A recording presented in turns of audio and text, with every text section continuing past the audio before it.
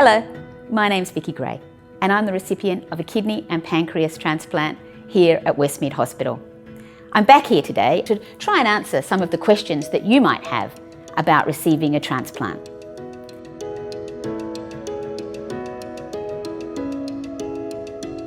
My journey began in 1979 when I was 10 years old and I was diagnosed with insulin-dependent diabetes. 15 years later, as a result of that diabetes, I developed kidney disease. For 42 years, I did 4 blood sugar tests a day, I had insulin injections every day, and ultimately it became very clear that I was going to need a transplant. In March 2020, I had significant decline in my kidney function, and in May 2020, I did have to start dialysis. Fortunately for me, I was also activated on the kidney and pancreas transplant list. On Saturday, the 25th of July, I received that elusive phone call that all people on the transplant list wait for. The phone call to say, we have a possible kidney and pancreas donor for you. I came to the hospital and I'm very pleased to say that later that evening I received my kidney and pancreas transplant. I feel fantastic and I've recovered extremely well. And this is really thanks to the amazing team here at Westmead Hospital.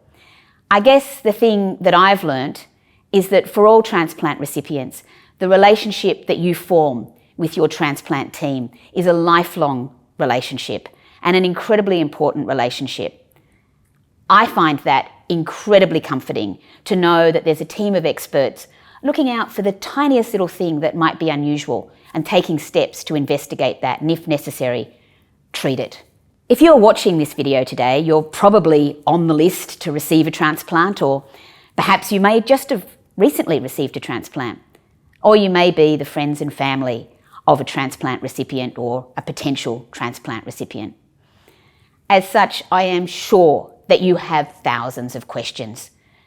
You might really want to know very much about what to expect before the transplant, and some of you might want to know about what happens after a transplant and living with a transplant.